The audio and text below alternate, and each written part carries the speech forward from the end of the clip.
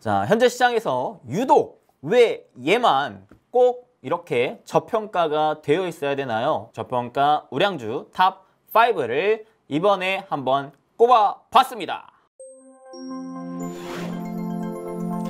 반갑습니다. 부자TV 이수민 대표입니다. 본격적인 시청 앞서서 좋아요, 구독, 알림 설정 꼭꼭꼭 딱딱딱 빡빡빡 한 번씩 눌러주세요. 우리 시청자 여러분들 행복되세요.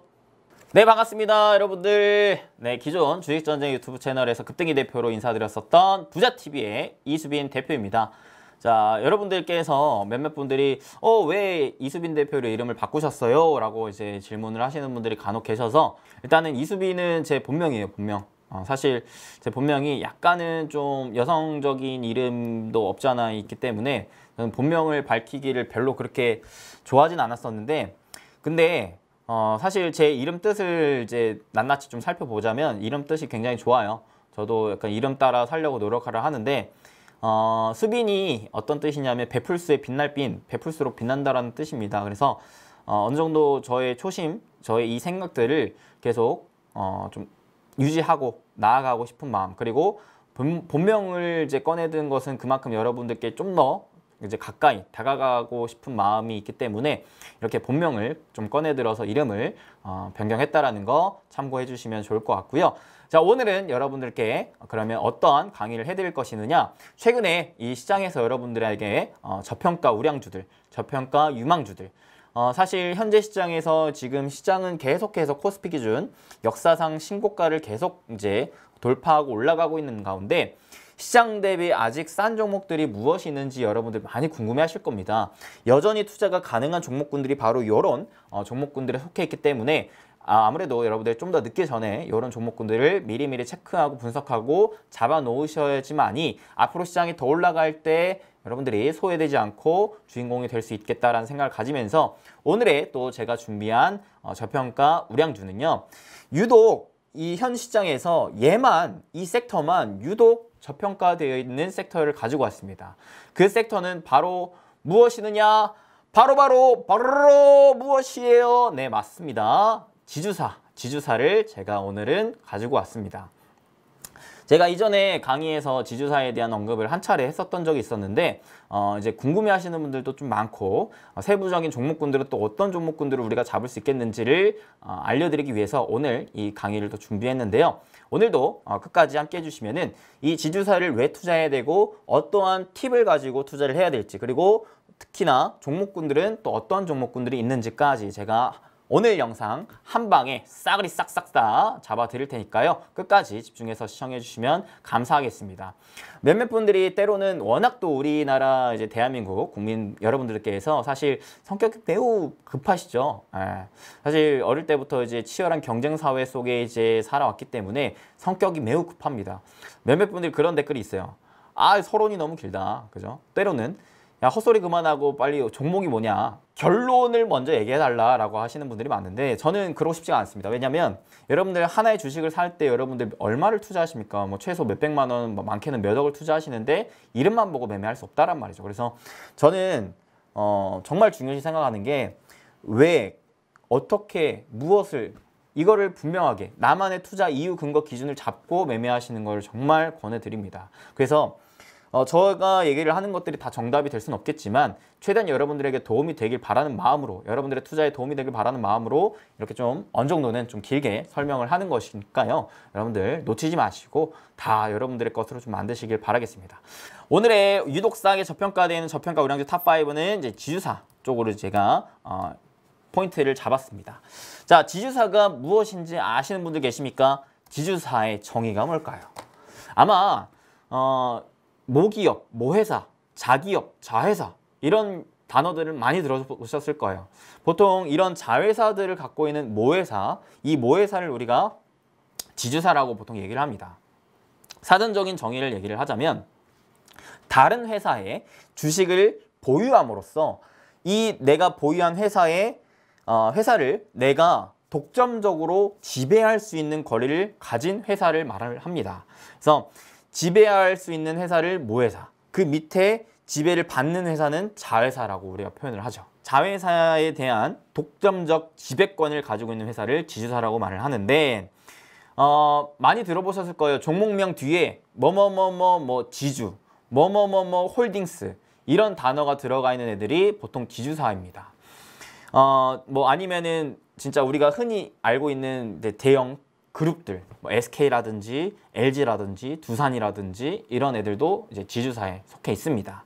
지주사는 이제 두 가지 구분을 지을 수가 있는데, 일단은 첫 번째는 그냥 내가 사업을 하지 않고 그냥 이 자회사들의 지분만 갖고 있는 지주사가 있고요. 이 지분도 갖고 있으면서 자체적인 사업을 하는 지주사가 있습니다. 이 두 가지를 구분을 하셔야 되는데, 상대적으로 이제 후자가 좀 더 밸류에이션 상으로는 좀 더 부각을 받을 수 있겠죠. 왜? 자체적인 사업도 하니까. 이 사업이 모멘텀이 있는 사업이라면은 이 지주사가 그냥 밑에 지분만 갖고 있는 회사보다는 좀 더 부각을 받을 수 있겠다라고 생각을 하시면 되고, 할인율 역시 좀 더 덜 디스카운트 할인이 되어 있다라고 볼 수 있겠습니다. 자, 그래서 여러분 아까 제가 얘기를 했던 게 뭐 땡땡땡 지주, 땡땡땡 홀딩스라고 얘기를 많이 했는데, 보통 이 뭔가 이름 따라간다는 말을 많이 해요. 이제 뭐 우리의 본명도 그렇지만 뭐 기업의 이름도 그렇지만 이 주식시장에도 기업의 이름 따라 뭔가 간다라는 어느 정도의 속설이 좀 있는데, 저는 이거를 어느 정도는 좀 믿는 게 뭐냐면, 우리가 투심이라는 게 좀 생기거든요. 그죠? 이게 특히나 뭐 예를 들어 뭐 해당 기업을 혹시라도 가지고 있으신 분들 이제 뭐 기분 나쁘시지 않으면 좋겠습니다. 저는 이 기업들이 이름을 바꿨으면 좋겠는 게, 첫 번째 헬릭스미스, 이름에 헬이 들어가요. 이름에 지옥이 들어갑니다. 그래서 주가가 많이 안 좋아요 지금. 지옥에 지금 있는 상황이에요. 그리고 두 번째 코오롱 티슈진. 자, 우리가 속히 말해 이제 휴지 조각이 된다라는 얘기를 하는데, 코오롱 티슈진 이름에 이제 휴지 조각이 지금 들어가 있기 때문에 이것도 빨리 이름 좀 바꿨으면 좋겠습니다. 지금 뭐 상패 심사 계속 하고 있는데, 제가 봤을 때 이름을 바꿔줘야 돼요. 그래서 저는 이렇게 이름이 별로 안 좋은 기업들은 별로 선호하지 않습니다. 그래서 이 땡땡땡 홀딩스, 이름만 들어도 뭔가 계속 홀딩해야 될 것만 같은 이름, 그죠? 왠지 내가 그냥 계속 가지고만 가야 될 것 같은 이름. 그래서 지주사는 뭔가 이름 따라가는지는 모르겠는데, 특징이 계속 저 바닥에만 머물러 있어요. 주가에 큰 변동성이 없이 막 뭔가 올라가면 팔고 내려가면 팔겠는데, 그냥 계속 이 박스권에서만 머물러 있는 이런 성향을 좀 가져가게 됩니다. 그래서 저는 이 홀딩스라는 이름도 웬만하면 조금 바꾸면 좋지 않을까라는 개인적인 이름도 그렇게 좀 생각을 하고 있는데, 이거는 뭐 그냥 재미로 생각을 해주시고, 자, 이 지주사가 여러분들 이 저평가를 받고 있습니다. 시장에서 굉장히 큰 저평가를 받고 있어요. 왜 그럴까를 한번 생각을 해볼게요. 그게 바로 이유가, 우리가 지주사를 투자해야 되는 이유가 될 건데요. 자, 왜 why? 첫 번째, 저는 이유 먼저 알고 들어가야 됩니다. 자, 우리가 지주사를 왜 투자해야 되는가? 이 이유를 알아봅시다. 첫 번째, 일단 지주사가요, 엄청 지금 저평가예요. 저평가. 그 왜 저평가가 되었는지를 알아야겠죠. 일단 가장 큰 이유는 요거예요. 지주사가 아까 말했다시피 자회사들을 갖고 있는 모회사예요. 그런데 여러분들 생각을 해보세요. 이 자회사들이 주식시장에 상장이 안 되어 있으면 우리는 어쩔 수 없이 그 모회사를 사야 돼요. 근데 생각을 해보세요. 아니, 자회사가 상장이 되어 있는 상황에 나는 이 자회사를 보고 이제 투자를 하고 싶은데 굳이 모회사를 사야 되나? 그죠? 내가 투자하고 싶은 섹터는 요건데, 예를 들어 뭐 SK라고 한다면, 뭐 SK 같은 경우에는 뭐 배터리 사업도 있겠고 반도체 사업도 있겠고 뭐 통신 사업도 있겠고 많잖아요. 근데 나는 이 많은 사업을 다 투자하기보다는 나는 뭐 반도체만 투자하고 싶어, 나는 배터리 쪽만 투자하고 싶어, 이런 부분들이 분명히 있을 거란 말이죠. 그래서 보통 자회사의 이제 투심이 좀 몰리다 보니까 상대적으로는 모회사에 대한 투심이 좀 약화되는 성향이 있습니다. 물론 자회사가 상장이 안 되어 있으면 이런 것이 상쇄가 되겠죠. 자회사가 상장이 되어 있기 때문에 기본적으로 그 투심이 자회사 쪽으로 좀 몰리는 경향이 있다. 그래서 이런 말이 있습니다. 어떤 말이 있냐면, 자, 더블 카운팅이라는 말이 있어요. 더블 카운팅. 이게 무슨 말이에요? 자, 상장사 중에서 이미 지금 시장에서 일정 가치의 평가를 받고 있는 자회사가 있는데, 요게 요거를 갖고 있는 모회사를 우리가 똑같이 평가를 해줘야 된다라는 거예요. 그죠? 그렇기 때문에 야 그러면은 왜 그냥 얘만 우리가 투자하면 되지 왜 얘도 투자하고 똑같이 우리가 가치를 나눠줘야 되냐. 그러니까 야 너네 모회사 너네들은 일단은 좀 더 할인을 좀 받아야 돼. 너네는 이거는 이치에 맞지 않아. 사실 우리가 좀 정의적인 표현으로 우리가 생각을 해보면 예를 들어 뭐 A라는 기업도 있고 B라는 기업도 있고 C라는 기업도 이 세 가지의 자회사를 갖고 있는 모기업 D라면 이 D의 가치는 A 플러스 B 플러스 C여야 되는데 이게 아니다라는 거예요. 만약에 A 플러스 B 플러스 C가 100이라면 모기업의 가치가 100이 돼야 되는데 현 시장에서는 뭐 적게는 40, 많게는 한 80 정도밖에 가치 평가를 못 받고 있다는 겁니다. 그래서 가장 큰 이유는 이 더블 카운팅 이슈가 가장 크다라고 말씀드릴 수가 있겠고요. 그리고 사실 이 우리 개인 투자자들이 특히나 좀 소액 투자자분들이 투자를 함에 있어서 정보가 많이 부족한 게 없지 않아 있습니다. 그래서 뭔가 내가 예를 들어 이 모기업에 투자를 하고 싶더라도 이 밑에 자회사들이 어떠한 기업들이 있고 이 각각의 기업들은 또 어떠한 재료와 어떠한 모멘텀들을 어떠한 사업들을 하는지에 대해서 알기가 그렇게 쉽지만은 않아요. 쉽지만은 않기 때문에 약간은 조금은 어려울 수 있어서 그거를 투자를 안 하는 것도 있고요. 그리고 이런 경우도 있어요. 만약에 A, B, C 뭐 다 돈 잘 벌고 있는데 하필 저기에 동떨어져 있는 F라는 기업이 돈을 못 벌고 있네, 적자네. 그러면 이 적자 기업 하나만 갖고 있어도 괜히 A, B, C의 가치를 끌어내립니다. 발목을 붙잡는 거예요. 그래서 그 모회사의 가치가 따라 저평가되는, 움직이지 못하고 올라가지 못하는 이런 상황이 놓여지게 됩니다. 그래서 지주사가 이렇게 보통 저평가를 받는다라는 것들을 좀 설명을 하겠습니다. 이해가 되시나요?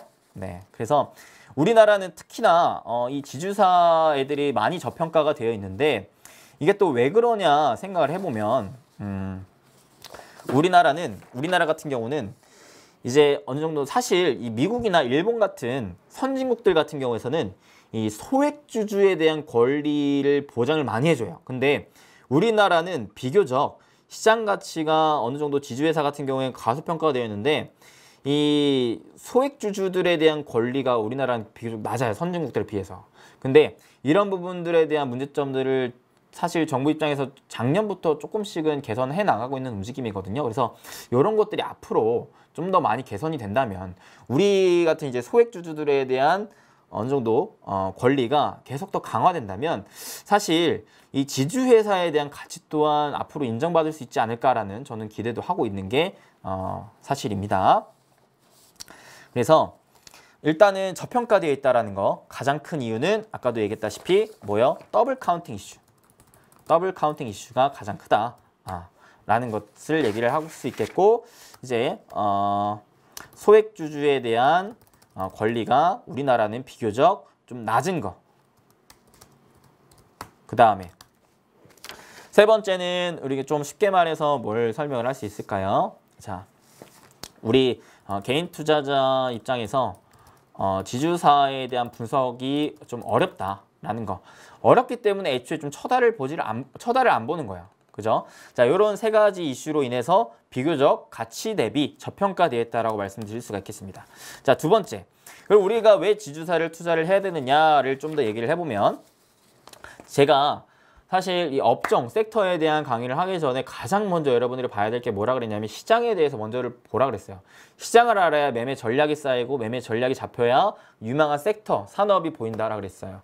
그래서 시장을 바라봤을 때 현 시장이 어떻느냐, 유동성 장세에서 실적 장세로 넘어가는 단계이고 지금 하방은 강한 유동성의 힘으로 어느 정도는 좀 받쳐주고 있는 상태에 이 상방은 언제 테이퍼링, 언제 금리 인상, 언제 유동성이 줄어들지 모르는 이런 불확실성 때문에 장기적인 지금 상방이 살짝 막혀 있다. 그래서 상방으로도 뚫고 가지 못하고 하방으로도 내려가지 못하는 이런 갇혀져 있는 박스권에 지금 자리 잡혀 있는 상황이기 때문에 이런 박스권 실적 장세는 어떠한 종목들이 좋다? 가치주들이 좋다.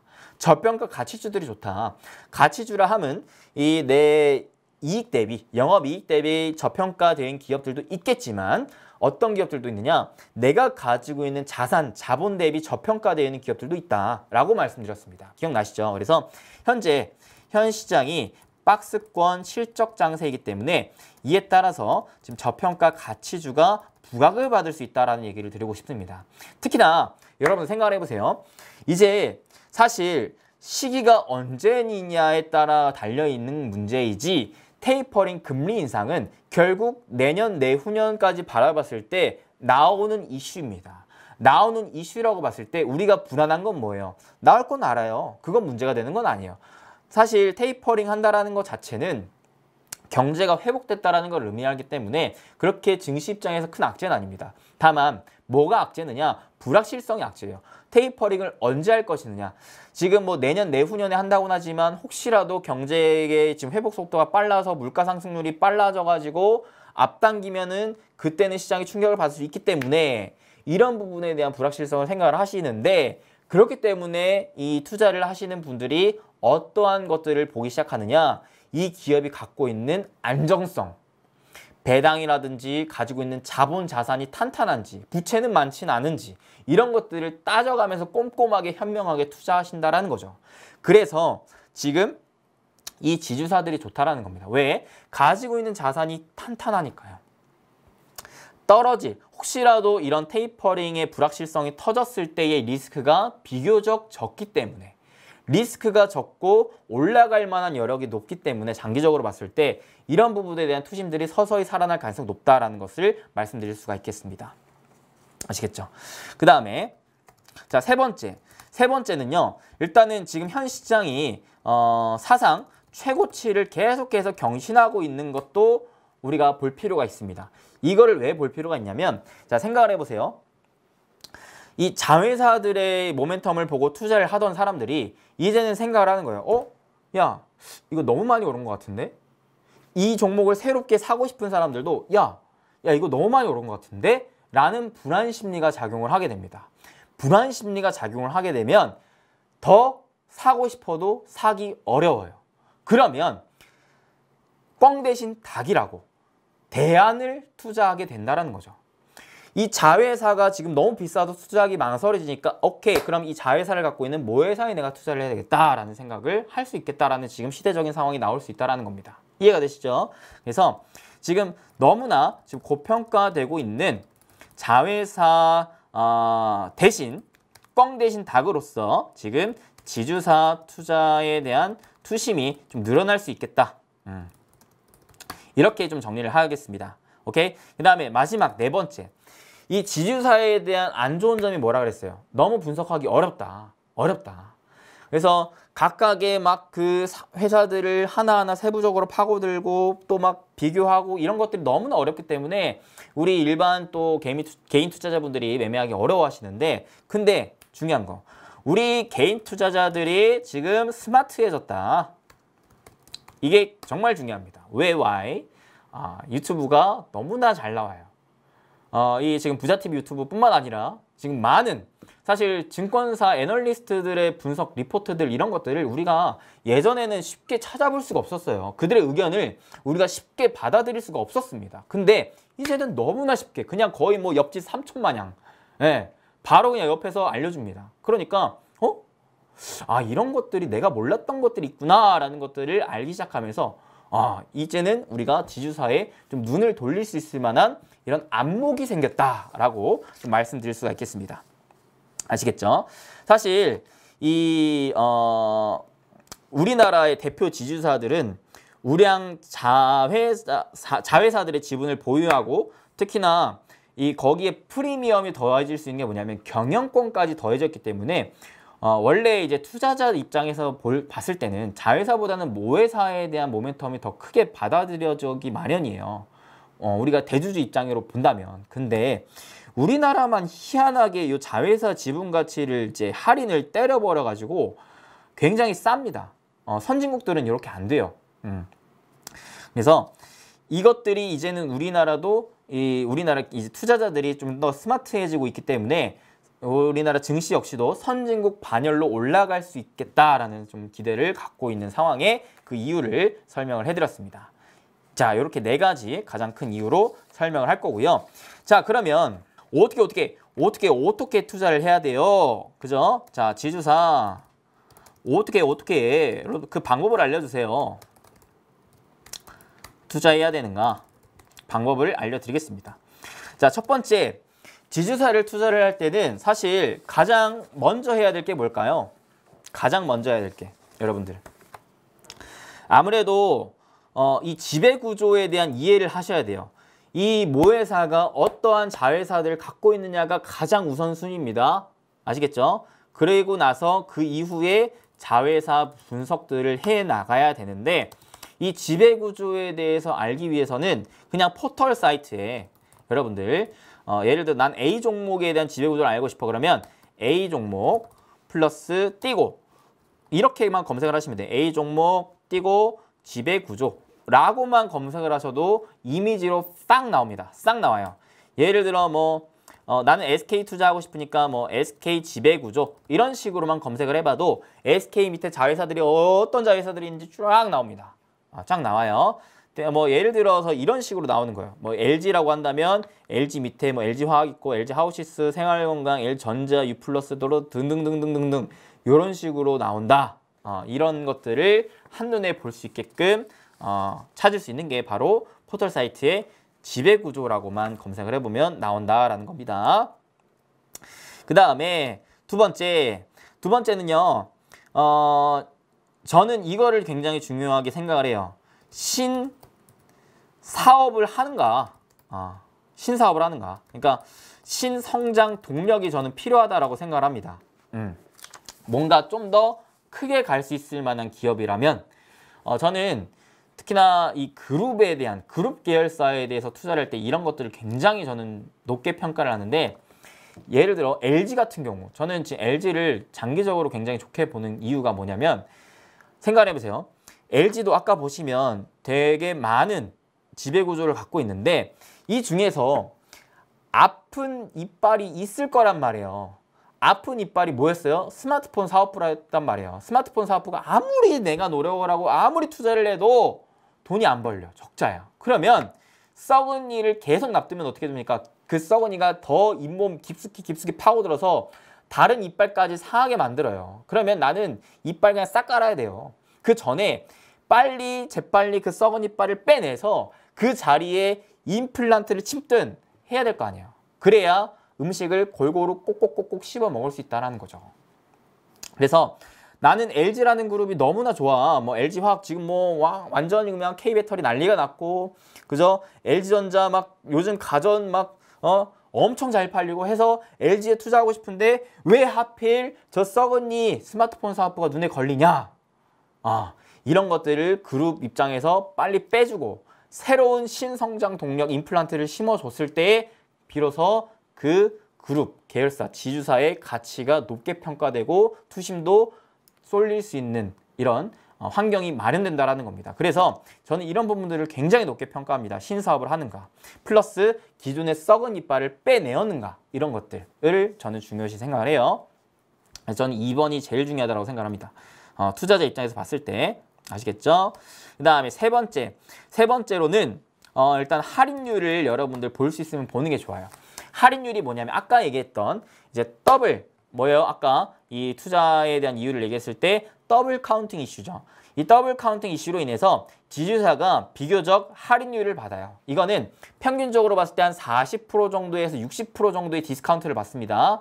이 디스카운트는 이제 기관 측에서 여러분들이 리포트를 보시면 리포트 밑에 이제 뭐랄까 재무제표나 아니면은 목표 주가 산정에 대해서 이 할인율을 적용을 시켜서 목표 주가 산정을 때려버리거든요. 그래서 할인율을 보실 때는 리포트를 참고하시면 되는데 할인율이 뭐가 좋겠어요? 아무래도 높은 게 좋겠죠.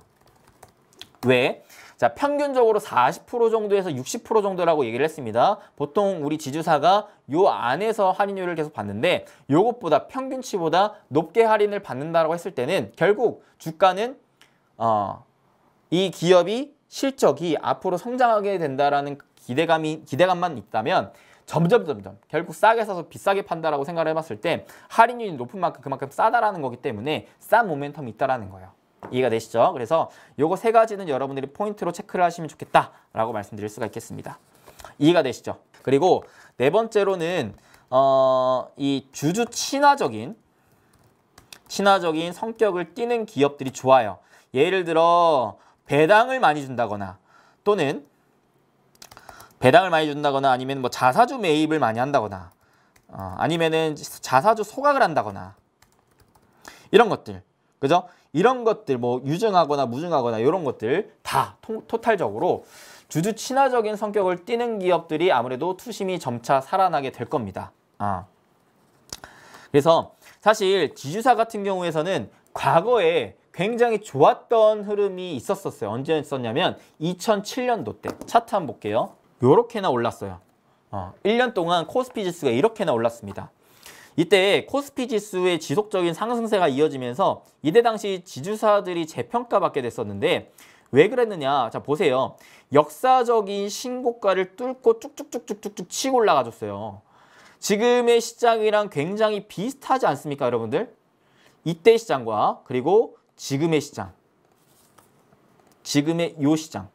비슷하지 않아요? 요 큰 박스권을 뚫고 쭉쭉쭉쭉 가파르게 올라간 시장. 박스권을 뚫고 가파르게 올라간 시장이 바로 지금 어느 정도 비교가 되고 있는 상황입니다. 그래서 2000년대 사실 초반까지만 하더라도 지주사들이 굉장히 안 좋았어요. 왜 그랬냐면 이 자회사들 중에서 이 썩은 이빨 자회사들을 계속 보유하고 있는 것 자체가 리스크 요인으로 주식시장에서 작용을 했는데 근데 이후에 이 계열사들 입장에서 이 썩은 이빨들을 빼내는 작업들, 즉 강도 높은 구조조정을 계속해서 해나가면서 이제는 실적 턴어라운드가 나오기 시작했고 이제는 지주사에 대한 평가 자체가 달리 될 수 있을 만한 환경이 놓여졌다라는 거거든요.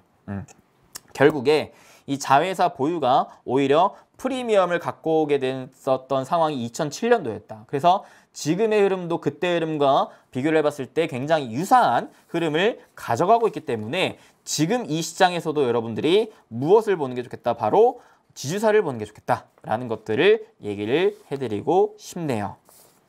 자, 이렇게 일단 투자에 대한 이유를, 투자에 대한 기준들을 말씀드렸고 마지막 그러면 자, 무슨 종목들이 좋을까요? 라는 것들을 얘기하기 이전에 몇 가지 자료와 이슈들을 먼저 살펴보도록 하겠습니다. 첫 번째, 자, 최근에 나온 이슈들이에요. 지주사의 재발견, 지금 저평가와 신성장 동력이 매력적이다라고 얘기를 하고 있죠.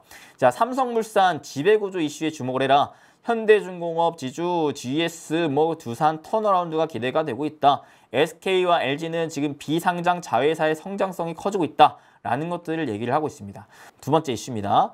자, 자회사 실적 개선, 배당 매력이 지금 눈에 띄고 있다. 지주사가 만년 저평가주를 벗어나나 라는 얘기를 하죠. 그래서 만년 저평가주 꼬리표를 달고 외면당했던 지주회사가 모처럼 최근 투자자 관심을 끌며 재평가를 받고 있다. 경기 회복에 힘입어 자회사 실적이 개선되면서 주가가 승승장구한다. 자, 요 이유도 있습니다. 요 이유가 뭐냐면 작년에 코로나 타격으로 인해서 거의 대다수의 기업들이 적자를 보는 이런 상황들이 나왔었어요. 그래서 작년에 이제 주가가 많이 안 좋았었죠. 근데 올해 들어 경제가 빠르게 회복이 되면서 거의 대다수의 자회사들의 실적이 크게 개선이 되면서 이 모체도 실적이 크게 개선이 되는 모멘텀이 지금 부각이 되고 있는지라 여기에 대한 모멘텀을 지금 받고 있다. 그래서 아까 투자 이유에 하나 또 포함을 할 수가 있겠고 하나만 또 얘기를 하자면 여러분들 지금 이것도 하나만 넣을게요. 뭐냐면 너무나 지금 저금리 시대다. 저금리 시대. 즉 은행의 적금 들기가 너무 안타까운 상황이다. 예. 은행의 적금 들기가 안타까워요. 1년 아무리 적금을 들어도 이자 얼마나 나옵니까? 여러분들 1000만 원 적금 들어봤자 뭐 한 3만 원 나옵니까? 이런 상황이기 때문에 오히려 배당주에 투자를 하는 게 낫다라는 인식이 생기면서 지주사의 눈을 돌린다라는 거예요. 지주사가 특히 배당을 좀 많이 주거든요. 많게 주는 것들은 5%, 6%까지도 줍니다. 그래서 이런 투자 이유도 있다라는 거 생각을 하시고요. 그다음 마지막, 자, 포스트 코로나 시대에 지주사들을 주목하라라고 얘기가 바로 3일 전에 나옵니다. 자, 최근에 이제 주목할 만한 지주사로 대표적인 기업들을 이제 설명한 이 이슈가 나왔는데 저는 제가 생각하는 지주사는요. 이런 것들은 아니에요. 그래서 이제 제가 생각하는 지주사를 좀 말씀드릴까 하는데 요거 하나만 참고를 하세요. 아까 할인율 얘기를 했어요. 할인율. 여기도 보시면은 보통 평균적으로 40에서 50, 60 여기 왔다 갔다 하죠. 좀 낮으면은 40 이하, 그죠? 높으면 60 이상도 가요. 이게 이제 최근 기준으로 LG 그룹의 할인율을 나타낸 건데 LG 그룹 할인율이 최근에 너무 높죠. 그러니까 평균치를 상회하고 있어요. 그만큼 싼 거다라는 거예요. 싼 거다. 할인율은 결국 50, 40 이쪽으로 수렴하게 될 겁니다. 그러니까 이렇게 할인율이 높은 기업들, 높은 이제 지주사들을 투자하는 게 좋겠다라고 말씀드릴 수가 있겠고, 자, 요거 하나 보여드릴게요. 제가 이 야무진 또 자료 갖고 왔습니다. 자, 2021년 상장 지주회사 싹 다 모아놓은 겁니다. 그냥 가나다 순으로 싹 다 모아놨어요. 지주사는 그냥 여기에서만 보면 돼요. 모든 대형, 중소형 지주사 여기 다 모였습니다. 그래서 이 중에서 여러분들이 입맛에 따라 골라 드시면 되는 거예요. 근데 저도 사실 최근에 지주사에 실제 투자를 좀 많이 하고 있거든요. 요 중에서 제가 지금 실제 투자를 하고 있는 게 2개 정도 돼요. 2개 정도 되니까 그거는 여러분들 뭔지 알아맞혀 보세요. 저는 일단은 이 중에서 또 어떤 종목들이 좋을지 알아보도록 해보겠습니다. 자, 첫 번째, 일단은 요 4가지 기준으로 한번 생각을 해볼게요. 저는 신사업에 대한 모멘텀을 굉장히 높게 평가를 한다 그랬죠. 썩은 이빨을 빨리 뽑아내고 임플란트를 심고 있는 기업들, 대표적인 기업들이 무엇이 있을까요? 여러분들, 대표적인 것들이 무엇이 있을까요? 맞습니다. 바로 가장 대표적인 거는요. 아무래도 LG입니다. LG. 네, LG. 그 다음에 맞습니다. SK도 있고요. 그 다음에 하나만 얘기를 하자면 효성이요. 효성. 네. 효성을 아마 좀 생소하신 분들도 있을 건데 효성이 올해 들어 심상치가 않습니다. 심상치가 않아요. 자, 이렇게 3개가 있고요. 그 다음에 여러분들 일단은 지배구조에 대한 이해 이쪽으로 좀 들어왔을 때 그리고 할인율이랑 주주 친화적인 성격, 그러니까 저는 그렇게 봐요. 이 자회사들 입장에서 자회사들을 쫙 이제 펼쳐내고 봤을 때 미래 발전 가치가 높은, 그러니까 이 무언가 미래로 가기 위한 사업들을 펼치는 기업들이 무엇이 있을까를 좀 저는 많이 보거든요. 그래서 대표적인 게 또 뭐가 있냐면 한화, 그 다음에 저는 코오롱 요 정도까지 볼 것 같아요. 그다음에 하나만 더 추가하자면 한세 예스24 홀딩스인데 이게 왜 제가 추가했냐면 요건 테마주 성격도 같이 띄고 있습니다. 왜 그러느냐?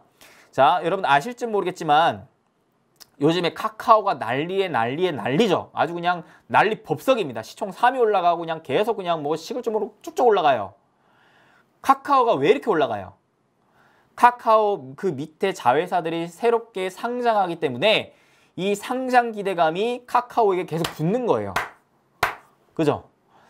과거 이제 카카오 게임즈부터 시작해가지고 카카오 뱅크 등등등등. 그래서 지금 카카오 뱅크가 언제 상장하는데요, 여러분들? 카카오 뱅크가 오늘 이슈가 나온 게 8월 5일 날 카카오뱅크 상장한다고 합니다. 그렇기 때문에 이 카카오뱅크 상장 관련해서 카카오뱅크의 지분을 갖고 있는 게 바로 이 한세 예스24 홀딩스다. 직접적인 지분을 갖고 있는 건 아니에요. 한세 예스24 홀딩스가 지분을 갖고 있는 예스24 홀딩스가 카카오뱅크 지분 2%를 갖고 있어요. 그래서 한세 예스24 홀딩스도 같이 보여드리고 싶은데 차트를 볼게요.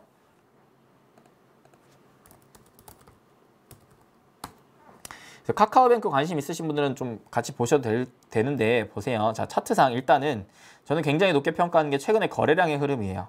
일단 2015년도에 고점을 찍고 나서 어떻게 됐냐? 자, 큰 하락 추세를 가져갔죠. 큰 하락 추세를 가져가면서 제가 원하는 흐름, 어떤 흐름? 큰 거래량들이 최근 흐름에 큰 대량의 거래량들이 터져주면서 바닥권에서 추세를 상승 추세로 전환시켰습니다. 전환시키면서 일봉상 추세 보시면 자, 여기 고점 지금 11,000원, 한 10,000원 정도.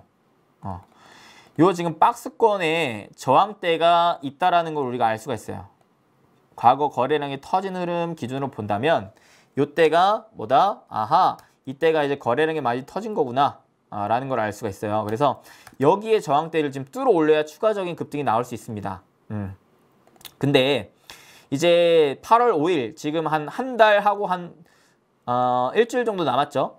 한 달하고 일주일 정도 남았기 때문에 다음 달 정도 내에 이 카카오뱅크 상장 기대감을 통해 요게 한번 뚫어줄 수 있지 않을까라는 기대를 좀 하는 거거든요. 예.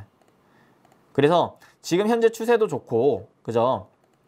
추세도 좋고, 이 추세를 이탈하지만 않는다면, 즉, 요 단기간 상승 추세, 요 추세를 이탈하지만 않고, 요 저항대를 돌파하기 전에 좀 사서 모았다가, 저항대를 돌파한 이후로 차근차근 분할 매도하면은 괜찮지 않을까라는 생각을 좀 합니다. 그래서 기업적인 실적 부분들도 같이 좀 보시면,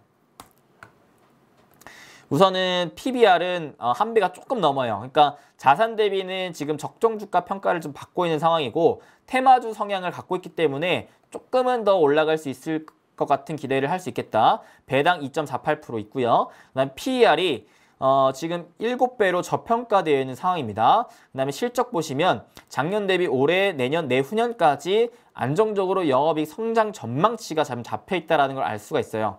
그죠? 그래서 실적도 탄탄하면서 바닥권에서 올라오는 흐름에 카카오뱅크 상장 기대감까지 관련주로 엮여있는 종목이기 때문에 지주사로서 좀 매력이 있다라고 말씀드릴 수가 있겠고요. 요 세 개 기업은 저는 장기적인 포지션으로 취하고 싶으신 분들은 요 세 가지 그룹을 주목으로 해보시는 게 좋지 않을까 싶은 생각입니다. 특히 LG는 지금 뭐 하고 있냐? 자, 스마트폰 사업부 버리고 뭐 해요? 지금 디스플레이랑 그 다음에 중요한 거 전장용 쪽으로 투자를 계속 확대 집중하고 있어요. 근데 중요한 거, 요 디스플레이랑 전장용에서 지금 매출이 발생되고 있다는 겁니다. 특히 디스플레이는 LG 디스플레이가 기존 LCD에서 OLED로 전환을 하면서 전 세계 대형 OLED, 가뜩이나 이 신규 진입 장벽이 높은 이 중국 쪽에서 아무리 뛰어들려고 해도 아직 기술적인 격차가 많이 벌어져 있는 LG 디스플레이가 최근에 TV를 발판 삼아 특히 뭐 아이폰과도 지금 뭐 계약을 계속 하고 있는 상황에서 실적이 그냥 완전히 턴어라운드가 나온 상황이기 때문에 앞으로 더 향후 한 1, 2년은 기대를 할 수 있을 만한 상황이라고 생각을 하고요. 전장용은 진짜 우리가 한 3년, 5년, 향후 한 10년까지 진짜 장기간으로 바라봤을 때 너무나 좋은 사업부인데 LG가 이 부분에서 어느 정도 좀 앞서 나가는 부분도 없지 않아 있기 때문에 저는 괜찮겠다라고 좀 보여집니다. 그리고 SK는 여러분들 SK 같은 경우에서는 대표적으로 4가지에 대한 사업을 좀 집중을 하죠. 어떠한 사업들을 좀 집중을 합니까? 여러분들 SK 같은 경우에서는 어떠한 사업분들을 좀 집중을 하고 있을까요? 자, 하나씩 살펴보겠습니다. 자, 일단은 맞아요. 수소는 최근에 또 시작을 했고 기존에 하고 있었던 게 이제 아무래도 바이오, 그 다음에 그린에너지가 이제 수소 쪽으로 포함될 거고요. 그 다음에 맞습니다. 반도체, 뭐 이제 그 다음에 2차 전지 포함해서 그냥 첨단 소재라고 할게요. 첨단 소재랑 디지털 이쪽으로 4대 핵심 지금 산업에 계속해서 투자를 확대하고 있는 상황이기 때문에 미래로 갈수록 기대가 되는 그룹이지 않나라고 좀 생각을 합니다. 자, 그 다음에 효성 같은 경우에는 아실지 모르겠는데 지금 수소에 대해서 거의 뭐 핵심 축이 되고 있어요. 현대차와 지금 실질적인 완전 협업을 하면서 효성, 지금 뭐 효성 중공업도 그렇고 효성 첨단 소재도 그렇고 제가 기존에 수소에 대한 강의를 하면서 탑5 종목들로 알려드렸던 효성 그룹주들이 지금 주가가 완전 빵빵빵빵 치고 올라가고 있잖아요. 뿐만 아니라 효성 TNC까지도 지금 이쪽으로 완전히 실적이 크게 증가를 하고 있는 그룹사이기 때문에 효성도 좀 볼 필요가 있다. 특히 효성이 좋은 게 배당을 매년 안정적으로 지급을 해줘요. 많이. 얼마를 배당을 해주냐면 효성 일단 차트를 좀 먼저 보시면 자, 지금 사실 차트상으로는 역사적인 신고 랠리를 지금 갖고 가고 있는 상황이긴 하거든요. 근데 자, 차트는 말고 기업적인 내용을 좀 보시자면 PBR이 아직 1배가 안 됩니다. 1배 이상 때부터 이제 적정 주가라고 얘기를 할 수가 있겠고 배당이 현재 기준으로도 4.83%를 줘요. 배당 많이 줍니다. 그리고 자, 이익적인 측면 봤을 때 작년 대비 올해 큰 폭의 지금 성장세를 이미 이뤄냈고 앞으로도 하반기까지 이뤄낼 전망이다 보니까 앞으로의 좀 미래 발전 가치가 높고, 그리고 수소산업이 일단은 한 내년 내후년까지는 저는 좋게 보여지기 때문에 시장이 무너지지만 않는다면 효성도 괜찮은 그룹이다 라고 말씀드릴 수가 있겠습니다. 자, LG랑 SK도 한번 차트를 같이 좀 살펴볼게요. LG 일단은 PBR 0.91배, 그리고 아까 봤다시피 할인율이 지금 굉장히 높게 되어 있어요. 배당도 2.39% 주고요. 그 다음에 실적도 보시면 자, 작년 대비 올해 큰 폭으로 성장했고 내년 내후년까지도 성장할 전망치가 잡혀 있습니다. 좀 장기적으로 바라볼 만한 기업이다라는 거고요. 자, 차트상으로 봤을 때 주봉상 볼게요. 얘도 역시 마찬가지. 역사상 신고 랠리를 갖고 가고 있기 때문에 얘 같은 경우에서는 추세적으로 봤을 때 이렇게 추세를 딱 그어놓고 추세 매매를 하기에 좀 좋은 포지션의 종목이 아닌가 싶습니다. 그래서 단기적으로 이 추세 하단선 이 부분으로 좀 내려온다면, 즉 9만 원대로 좀 내려온다면 야금야금 사담을 수 있을 만한 기업이지 않나 싶은 생각이고요. 그다음 SK 좀 보자면 SK를 아무래도 많은 분들이 이 그룹사에서는 투자를 많이 하고 계실 것 같아요. 근데 SK도 타점을 잡을 때는 이렇게 차트상 추세를 딱 그어놓고 매매를 하시면 좋을 것 같습니다. 이렇게 추세를 그어놓고요. 최근 기준 이 추세의 하단선 지지받고 반등이 나오는 부분이기 때문에 슬슬 모아갈 수 있을 만한 포지션이라고 좀 생각이 들고 있고, 그 다음에 실적 역시 마찬가지 작년에 큰 폭의 적자를 올해 크게 또 흑자 전환에 대한 기대감 내년 내후년까지 이어질 전망까지 잡혀 있는 상황입니다. 그 다음에 PBR은 이제야 이제 한 배를 조금 넘겼고요. 배당 역시 2.44% 지금 잡혀져 있는 상황이기 때문에 장기적인 방향으로 여전히 좀 좋겠다 말씀드릴 수가 있겠죠. 그 다음에 이제 제가 얘기를 안 드린 게 뭐냐, 자, 한화랑 코오롱인데 한화 같은 경우에는 여러분 아실지 모르겠지만 하나솔루션이라는 기업이 최근에 엄청난 두각을 받고 있습니다.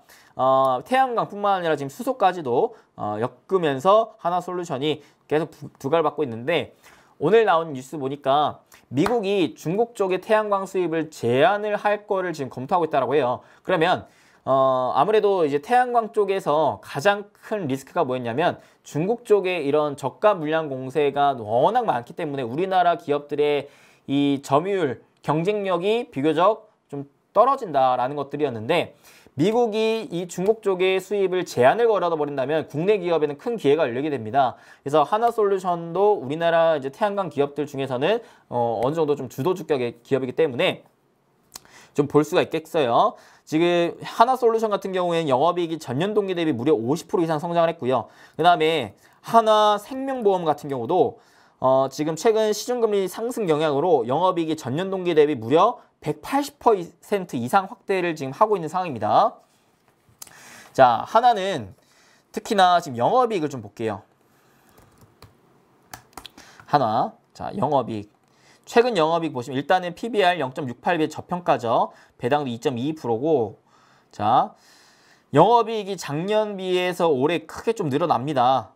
크게 늘어나요. 매출액은 뭐 그렇게 크게 늘어나진 않았는데 영업이익이 지금 큰 폭으로 늘어날 전망이다 라는 거 좀 말씀드릴 수가 있겠고, 이제 하반기에는 또 태양광 설치 수요 증가에 대한 모멘텀이 있기 때문에 하나솔루션 여기 이제 또 화학 쪽 시황 호조가 지속되고 있는 가운데 하반기 태양광 설치 수요 증가에 따른 모멘텀으로 또 실적 개선 기대감까지 잡혀 있고요.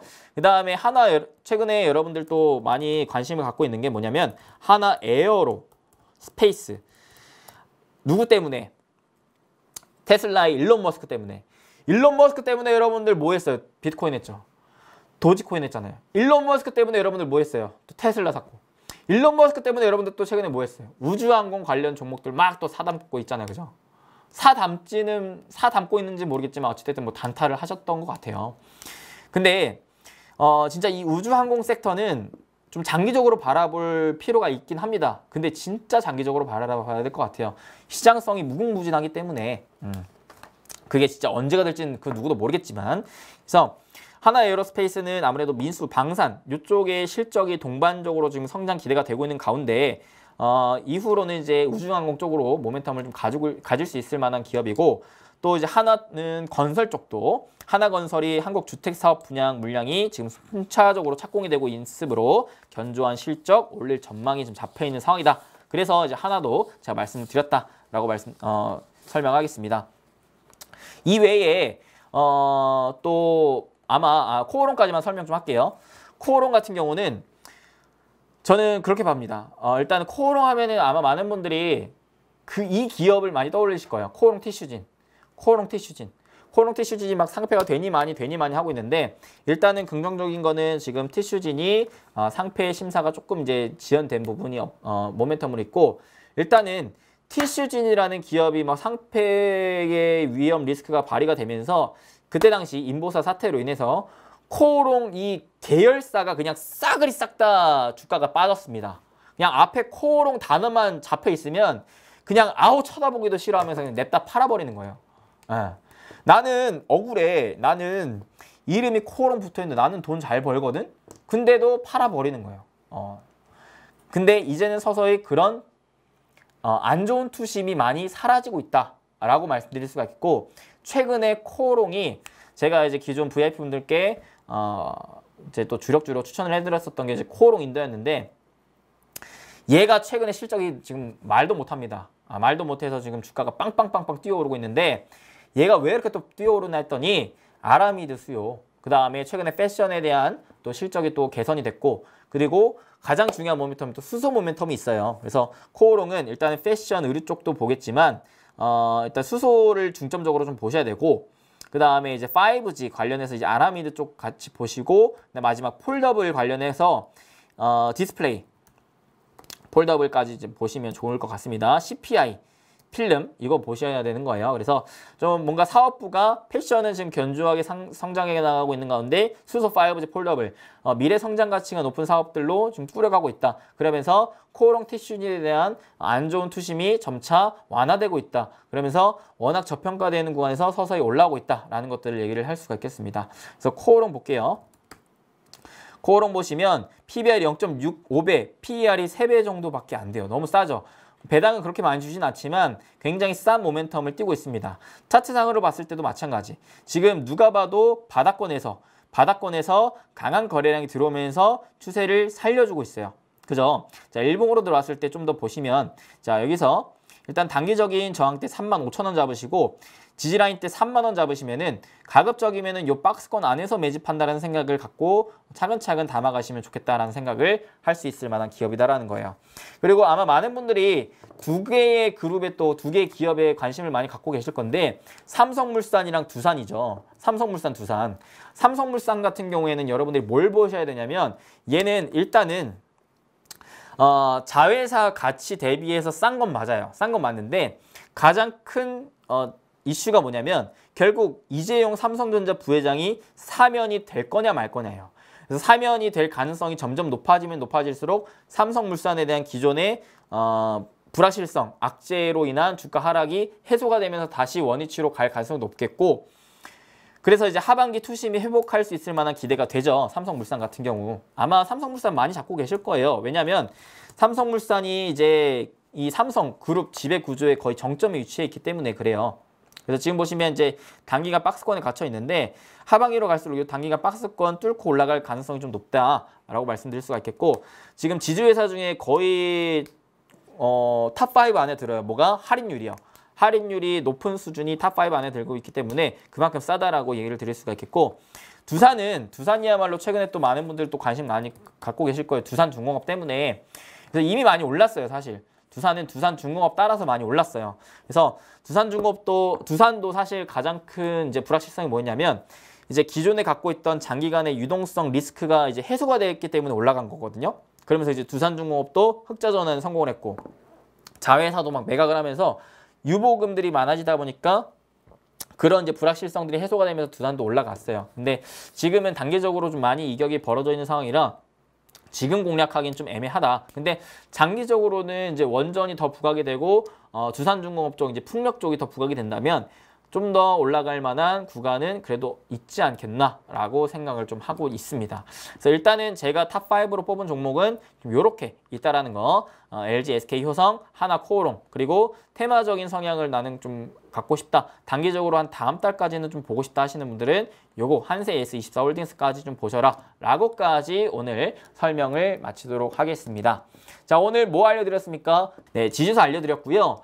그래서 오늘 이제 유독 우리나라 시장에서 특히나 현 시장에서 엄청 쌉니다. 그래서 지주사를 왜 싸고 왜 우리가 투자를 해야 되고 어떻게 투자 포인트를 잡아서 투자를 해야 되고 실질적으로 지금 투자하기에 좋은 지주사는 여러분들 단기적으로 보기보다는 장기적으로 배당까지 받아가면서 매매를 하시는 게 좋아요. 그러니까 장기적으로 봤을 때 좋을 수 있을 만한 기업들이 어떤 기업들까지 있느냐, 이 부분 오늘 영상에서 싸그리 싹싹싹싹 다 정리해드렸으니까 지주사 오늘 이 영상 하나로 완벽히 정리하시고 한 번 봐서 이해가 안 되면 두 번, 세 번 또 보시고 주변에 또 지주사 궁금해하시는 분들 있으면 많이 또 소개해 주시면 좋을 것 같습니다. 지금 부자TV 여러분들 너무나 많은 또 사랑과 관심 덕분에 구독자 또 빨리빨리 늘어나고 있는데요. 정말 진심으로 감사드리고 오늘 영상도 좀 도움이 되셨다면 잊지 마시고 좋아요, 구독, 알림 설정 꼭꼭꼭 딱딱딱 빡빡빡 눌러주시는 거 잊지 마시고 댓글도 자유롭게 남겨주시면 너무나 감사하겠습니다. 댓글 남겨주시는 분들께는 수익의 기운이 그냥 왕창 담겨있는 하트 그냥 뿅뿅 또 달아드릴 거니까 댓글도 많이 남겨주세요. 그리고 이제 이번 주 내일이죠. 내일 6월 30일까지 이제 무료 카톡방 참여할 수 있는 기회 이벤트 진행하고 있습니다. 영상 이제 하단 영상 조금만 스크롤 밑으로 내려보시면 하단 댓글이 있는데 그 하단 댓글 링크 클릭하시면은 설문조사 할 수 있을 만한 곳으로 넘어가요. 그 설문조사 딱 인당 한 번씩만 참여하시면 무료 카톡방 참여 기회 얻으실 수 있고요. 7월 1일 날 참여하신 분들 전원 추첨을 통해서 전원에게는 다 발송해드리기는 좀 어려울 것 같아요. 추첨을 통해서 1,500분과 함께 할 수 있는 무료 카톡방 오픈할 테니까 이 카톡방 이벤트도 함께 해주시면 좋을 것 같습니다. 그러면 저는 또 다음에 찾아뵙겠습니다. 라이브 강의, 라이브 소통 함께 하고 싶으신 분들은 매주 화목 오후 2시에 부자TV 유튜브로 놀러와 주시고요. 저는 또 다음에 더 좋은 양질의 정보와 더 좋은 모습으로 여러분들께 찾아뵙도록 하겠습니다. 저는 부자TV의 이수빈 대표였습니다. 여러분들 조심히 들어가세요. 뿅.